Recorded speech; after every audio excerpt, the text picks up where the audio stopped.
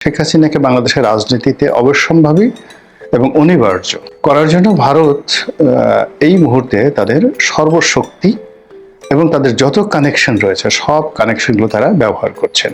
তারা শেখ হাসিনাকে যেভাবে উপস্থাপন করছে তাতে করে মনে হচ্ছে যে পশ্চিমা দুনিয়া অর্থাৎ বিবিসি যাদের মুখপাত্র হিসেবে কাজ করে, পশ্চিমা দুনিয়া আওয়ামী লীগকে এবং শেখ হাসিনাকে আবার বাংলাদেশে ওয়েলকাম জানাচ্ছে।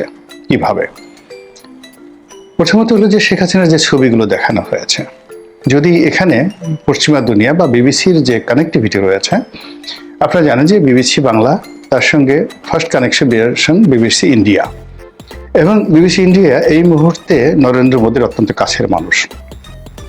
দ্বিতীয়ত বিবিসি ইন্ডিয়ার সঙ্গে যেটা সম্পর্কটা রয়েছে বিবিসি লন্ডনের, সেই সম্পর্কের ক্ষেত্রেও পশ্চিমা দুনিয়া এবং বিবিসি রিলেটেড যে থিঙ্ক ট্যাঙ্ক রয়েছে টোটাল ইউরোপীয় ইউনিয়নে, এই থিঙ্ক ট্যাঙ্কটি প্রথম 6 মাসে, অর্থাৎ এই সরকারের 14 মাসের প্রথম 6 মাসে তারা আসলে ডক্টর মোহাম্মদ ইউনূসকে প্রমোট করেছেন বিভিন্নভাবে। পরবর্তীতে 6 মাসে তারা নিউট্রাল ছিলেন, আর গত 2 মাস ধরে তারা ডক্টর মোহাম্মদ ইউনূসের পিছন থেকে সরে গিয়ে এখন শেখ হাসিনাকে প্রমোট করছেন এবং বিএনপিকে তো একেবারেই প্রমোট করছেন না। এই জিনিসটি আমি এই বিবিসির প্রতিবেদনে দেখতে পেলাম। কিভাবে?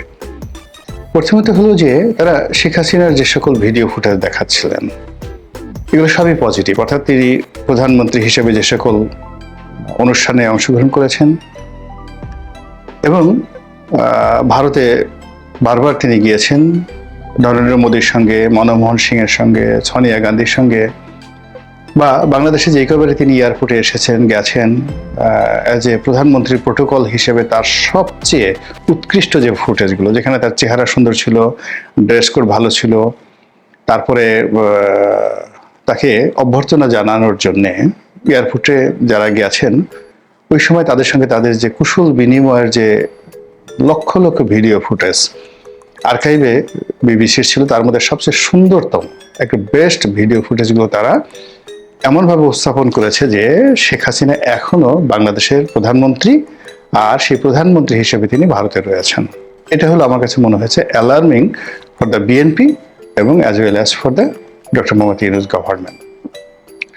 দ্বিতীয়ত বিবিসি নিজে এই কথা বলার পর সে বারবার বলার চেষ্টা করেছে যে শেখ হাসিনাকে আফোল্ড করার জন্য, শেখ হাসিনাকে বাংলাদেশের রাজনীতিতে অবশ্যম্ভাবী এবং অনিবার্য, অবশ্যম্ভাবী এবং অনিবার্য, ঠিক এই কথাগুলো তারা ওইভাবে বলেনি, আমি আমার মতো করে বলছি, করার জন্য ভারত এই মুহূর্তে তাদের সর্বশক্তি এবং তাদের যত কানেকশন রয়েছে সব কানেকশনগুলো তারা ব্যবহার করছেন। ভারতের ইনফ্লুয়েন্সে, মধ্যস্থতায় খুব দ্রুত শেখ হাসিনার আরও 2টি সাক্ষাৎকার ছাপা হবে ব্লুমবার্গে এবং ওয়াল স্ট্রিট জার্নালে। বিবিসির মতো প্রতিষ্ঠান সে কথা বলছে। তাহলে বোঝার চেষ্টা করুন যে আমরা যেভাবে নাকে তেল দিয়ে ঘুমাচ্ছি, আমরা যেভাবে সামনে বিএনপি যারা লোকজন 280টি সিট পাবে, জামাতের লোকজন সরকার গঠন করবে, এনসিপি সরকার গঠন করবে, ডক্টর মোহাম্মদ ইউনূস 50 বছর ক্ষমতায় থাকবে বলে অনেক লোক সেটা চাচ্ছে, ডক্টর ইউনূস আরও 5 বছর থাকবে, 10 বছর থাকবে, 50 বছর থাকবে, যে ন্যারেটিভগুলো আমরা এখানে দেখছি সেই ন্যারেটিভের মধ্যে বিবিসির এই যে প্রতিবেদনটা, এই প্রতিবেদনটা আমি মনে করি সমস্ত ন্যারেটিভগুলোকে একেবারে 180 ডিগ্রি অ্যাঙ্গেলে উল্টে দিয়েছে। এবং অতি সম্প্রতি যে 3টি গুরুত্বপূর্ণ সংবাদ মাধ্যম, রয়টার্স, ইন্ডিপেন্ডেন্ট এবং এএফপি, এই 3টি প্রতিষ্ঠানের সঙ্গে দুনিয়া কাঁপানো যে সাক্ষাৎকার শেখ হাসিনা দিলেন, বিবিসি রিপোর্ট অনুযায়ী এই কাজটি করার জন্য ভারতের যে সূত্রগুলো, সেই সূত্রগুলো শেখ হাসিনাকে সহযোগিতা করেছে। নাম্বার 1। নাম্বার 2 হলো যেটা বিবিসি বলার চেষ্টা করেছেন যে শেখ হাসিনা যতদিন ভারতে আছেন, এটাকে প্রথম দফাটা তাকে লকডাউন হিসেবে রাখা হয়েছে, তার সেফটি অ্যান্ড সিকিউরিটি, এবং তার ব্যাপারে আসলে বাংলাদেশ কিভাবে রিয়্যাক্ট করে, তারপর ভারতে কিভাবে রিয়াকশন তৈরি হয় ভারতের জনগণ, ভোটার, পলিটিশিয়ানদের মধ্যে, এবং শেখ হাসিনা পুরো পরিস্থিতি কিভাবে হ্যান্ডেল করেন, এই জিনিসগুলো তিনি মানে ভারতের যারা থিঙ্ক ট্যাঙ্ক রয়েছেন বা যারা কর্তৃপক্ষ রয়েছেন তারা এটাকে মূল্যায়ন করেছে। এবং আপনারা জানেন আমেরিকা এবং ভারতে এখন রাজনীতির একটা বিরাট অংশ সেখানকার থিঙ্ক ট্যাঙ্ক যারা আছে তারা নিয়ন্ত্রণ করেন। তো এইটা করার ফলে ভারত যে সিদ্ধান্তটা পৌঁছে গেছে সেটা হলো আওয়ামী লীগের বিকল্প তাদের বন্ধু নেই, আর আওয়ামী লীগের মধ্যে শেখ হাসিনার বিকল্প নেই। এটা তারা একেবারে শতভাগ নিশ্চিত হয়ে গেছে, A+, A+, A+। দ্বিতীয়ত হলো যে শেখ হাসিনা সম্পর্কে এবং আওয়ামী লীগ সম্পর্কে বাংলাদেশে গত 14 মাসে, তার মধ্যে গত সেই 1 বছর ধরে যদি ধারাবাহিক অবস্থা দেখেন তাহলে নেতিবাচক যে প্রচার প্রপাগান্ডা মনোভাব এটা একেবারে জ্যামিতিক হারে কমেছে 1 বছর ধরে। আর গত 2 মাস ধরে এটা ইতিবাচক, পজিটিভ। মানে প্রথম হলো যে আওয়ামী লীগের লোকজন ধরো, মারো, জেলে দাও এবং এদেরকে গণিমতের মাল হিসেবে ব্যবহার করো। এই যে একটা বিক্ষুব্ধ ভাব ছিল জুলাই আগস্ট বিপ্লবের পর, এটা কমতে কমতে কমতে কমতে 1 বছরে একেবারে একটা নিউট্রাল জায়গাতে চলে এসছে। এবং গত 2 মাস ধরে এখন এটাকে পজিটিভ সবাই মনে করছে, না মানে আওয়ামী লীগ দেশ চালানোর জন্য উপযুক্ত, তাদেরই দরকার, তারা যেই কাজ করেছে ইত্যাদি ইত্যাদি নানা রকম। এটা ভারত মনে করছে বলে বিবিসির প্রতিবেদনে প্রকাশিত হয়েছে। এই কারণে তারা শেখ হাসিনাকে একটা, যাকে বলা হয়, একটা ওপেন স্পেস দিতে যাচ্ছে। এই ওপেন স্পেসের প্রথম পদক্ষেপ হিসাবে তার পরিবারের সদস্যের সঙ্গে তার যোগাযোগ ঘটিয়ে দিয়েছে। ইতিমধ্যে আমেরিকা থেকে এসে সজীব ওয়াজেদ জয় শেখ হাসিনার সঙ্গে দেখা করেছে বলে বিবিসি স্বীকার করেছে। এবং আমরা বিভিন্ন মাধ্যম থেকে যেটা জানতে পারছি যে সেখানে নিয়মিতভাবে দিল্লিতে আওয়ামী লীগের নেতাকর্মী, সেটা আমেরিকা থেকে হোক, ইউরোপ থেকে হোক, কলকাতা থেকে হোক, মানে তারা সবাইকে অবাধে তার সঙ্গে দেখা সাক্ষাৎ করছেন। এবং তিনি তার নিজস্ব মোবাইল টেলিফোন ব্যবহার করা থেকে শুরু করে প্রযুক্তির ছোঁয়ায় তিনি তার দলীয় কর্মকাণ্ড চালাচ্ছেন এবং এই তিনি দলীয় কর্মকাণ্ড যেন নির্বিঘ্নে চালাতে পারেন এই জন্য যত লজিস্টিক সাপোর্ট, এটা ভারত এখন নীতিগতভাবে সিদ্ধান্ত নিয়ে এই কাজটি শেখ হাসিনাকে দিয়ে করাচ্ছেন। এবং এরই ধারাবাহিকতায় সম্প্রতি যে 3টি আন্তর্জাতিক গণমাধ্যমে সাক্ষাৎকার দেওয়া হলো এবং সেই সাক্ষাৎকারের প্রেক্ষিতে ভারতের প্রথম শ্রেণীর যতগুলো গণমাধ্যম আছে সবগুলো শেখ হাসিনার সেই বক্তব্যকে একদম প্রাধান্য দিয়ে, গুরুত্ব দিয়ে সেটা প্রচার করা হয়েছে, এটা বিবিসি বলছে। এবং বিবিসি সবচেয়ে ভয়ানক যে সংবাদটি দিয়েছে সেটা আমেরিকার সবচেয়ে জনপ্রিয় এবং সবচেয়ে গুরুত্বপূর্ণ সেই গুরুত্বপূর্ণ সংবাদ মাধ্যম যারা কিনা ক্ষমতার সবকিছু নিয়ন্ত্রণ করে, অর্থনীতি, রাজনীতি, ক্ষমতা দেশে এবং দেশের বাইরে, সেটা হলো ব্লুমবার্গ আর ওয়াল স্ট্রিট জার্নাল। যে দুর্বার গতিতে শেখ হাসিনাকে প্রমোট করছে ভারত এবং যেভাবে বিশ্ব মিডিয়া থেকে শুরু করে ভারতের যে কানেক্টিভিটি, সেই কানেক্টিভিটি যেভাবে আওয়ামী লীগের পক্ষে কাজ করছে, যার একটা ইন্ডিকেশন এই বিবিসি বাংলা দিল, এতে তো আমি রীতিমতো আতঙ্কিত অনুভব করছি। আমরা যারা সেই দীর্ঘদিন আওয়ামী লীগের বিরুদ্ধে কথা বলেছি, আওয়ামী লীগের ক্ষমতাচ্যুতির জন্য কাজ করেছি, সর্বোচ্চ লেভেলে কাজ করেছি, এখন আওয়ামী লীগ যদি ক্ষমতা আসে ডলারটা আমার উপর কি পরিমাণ পড়বে আপনি বোঝার চেষ্টা করুন। এখন আমি তো বলতে গেলে মানে আমার মতো এরকম শত শত মানুষ যারা মানে কোনো রাজনৈতিক স্বার্থ তাদের ছিল না, এই গত 1 বছরে দেখুন বা 14 মাসে দেখুন, আমি বা আমার মতো অনেক লোক আছেন যারা শেখ হাসিনার পতনের জন্য কাজ করেছেন, কিন্তু আমাদের কোনো অ্যাম্বিশন ছিল না আমরা নির্বাচন করব, রাজনীতির বড় পদ পদবি পাবো, ব্যবসা হবে, বাণিজ্য হবে। এই যে ঢাকা শহরে আমি 86 সন থেকে যাকে বলা হয় সাংবাদিকতা করি, তো এত মানুষ এত টেলিভিশন দখল করলো, আমি কি একটা টেলিভিশন দখল করতে পারতাম না? এত মানুষ বিএনপি জামাতের লোকজন বিভিন্ন ব্যাংকের চেয়ারম্যান হলো, ডিরেক্টর হলো, আমি কি সেটা হতে পারতাম না? এত মানুষ রাষ্ট্রদূত হলো, কত মানুষ মানে একেবারে মন্ত্রী পদমর্যাদায় বা প্রতিমন্ত্রী পদমর্যাদায় কত বড় বড় পদ পেল, কেউ বিশেষ সহকারী হলো, কেউ রাষ্ট্রদূত হলো। এই জিনিসগুলো হওয়া যেত, খুব ইজিলি হওয়া যেত, এটা কোনো সমস্যা নয় যদি লোভ থাকতো, লালসা থাকতো এবং চেষ্টা থাকতো। তো লোভ ছিল না, লালসা ছিল না, চেষ্টা ছিল না। আমরা যে কাজগুলো করেছি দেশের কল্যাণের জন্য মনে করেছি শেখ হাসিনা গেলে ভালো থাকবে, কিন্তু এখন কি, এখন এই যে আমরা যে অবস্থার মধ্যে পড়েছি, তো এই অবস্থায় আমার যে বয়সেই বসে আবার নতুন করে ডলা খাওয়া। কাজেই বিবিসির যে প্রতিবেদন, এই প্রতিবেদনটি নিয়ে অন্যান্যরা যে কি চিন্তা করছেন আমি জানি না, কিন্তু এটা দেখার পর থেকে আমার রীতিমতো ঘুম হারাম হয়ে গেছে। বিশেষ করে ব্লুমবার্গে এবং ওয়াল স্ট্রিট জার্নালে যদি শেখ হাসিনার সাক্ষাৎকার খুব দ্রুত ছাপা হয়, তাহলে এই যে এখন যে রাজনীতির যে কোর্স অফ অ্যাকশন আছে, বা এই মুহূর্তে বিএনপির নমিনেশন নিয়ে সারা দেশে যে একটা ভাইব তৈরি হয়েছে, যে একটা আমেজ তৈরি হয়েছে, এই পুরো জিনিসগুলো 180 ডিগ্রি অ্যাঙ্গেলে উল্টে যাবে।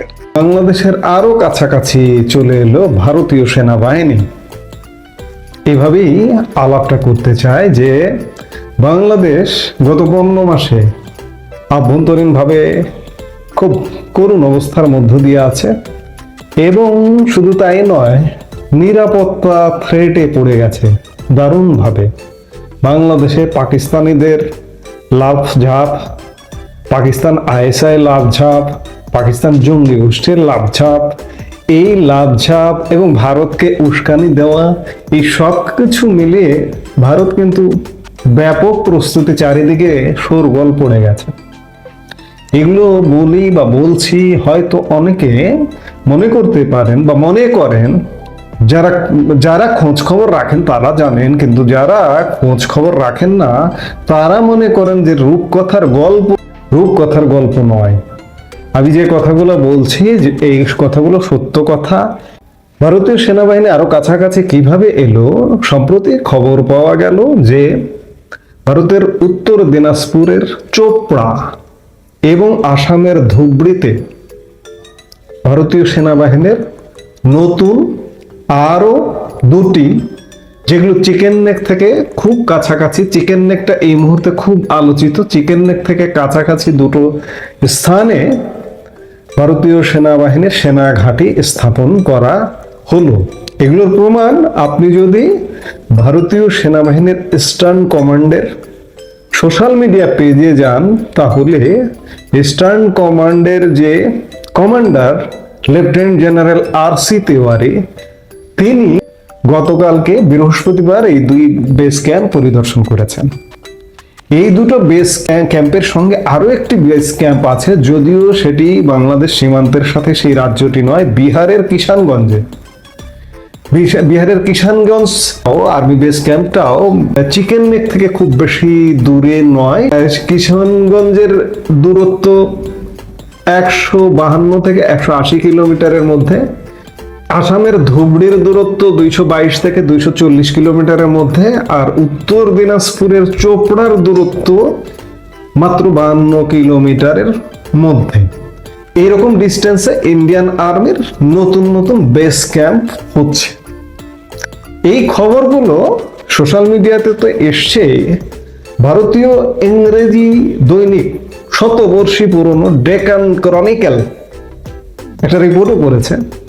বিশেষ করে বাংলাদেশ সীমান্তের খুব কাছাকাছি উত্তর দিনাজপুরের চোপড়া ঘাঁটি বৃহস্পতিবার পরিদর্শন করেন ইস্টার্ন কমান্ডের lieutenant general R C. Tiwari. X পোস্টে এবং ফেসবুক পোস্টে লেখা হয়, হ্যাশট্যাগ চোপড়া ডিফেন্স ল্যান্ডে মোতায়েন করা হ্যাশট্যাগ ব্রহ্মস্ত্র কর্পস এর সেনা সদর পরিদর্শন করেছেন lieutenant general R C. Tiwari, army command eastern. তিনি এ সময় সেনাদের সঙ্গে কথাবার্তা বলেন এবং স্বল্প সময়ের মধ্যে ঘাঁটি স্থাপন এবং কার্যক্রম চালানোয় তাদের পেশাদারিত্ব এবং ক্লান্তিহীন প্রচেষ্টার প্রশংসা করেন। উদ্ভূত নিরাপত্তা চ্যালেঞ্জের ক্ষেত্রে তাদেরকে হ্যাশট্যাগ অপারেশনাল প্রস্তুতি এবং সক্রিয় থাকার জন্য সর্বোচ্চ মানদণ্ড বজায় রাখার আহ্বান জানান।